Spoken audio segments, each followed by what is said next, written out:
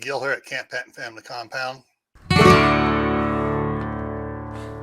I'm coming to you in person rather than using just a slideshow. I will get to that, give you some highlights of what's coming up, but I want to come up to you in person and talk to you about tonight's Friday night on the Homestead.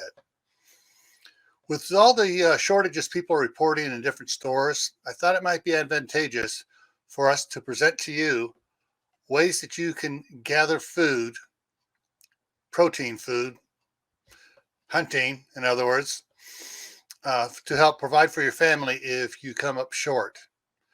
Some people out there are going to go, well, wait a minute, I got a 1.5 year supply of food. I don't have to worry about it. Well, that's great. You got a 1.5 year supply. But what happens if the supply chain falls apart and problems are existing for a couple of years and you can't always get what you want?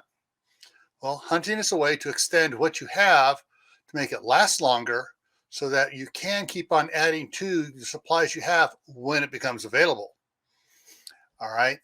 There's a lot of things that are important about hunting. It's as old as man's been around. And a lot of people have forgotten how to hunt. And so that's why we're putting this on, so we can help provide you with information that may help you save your family's life. You might want to make it a point to be at tonight's live stream, because we will be answering questions from the side chat about those that have never hunted before or those that have hunted and need a little bit more information. And we'll try to provide that information if we have it. If not, we will look it up while we continue on and provide that information to you.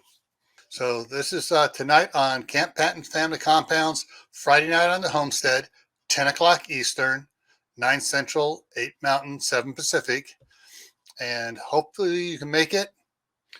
Also, there's another reason why you might want to be here to learn how to hunt for food.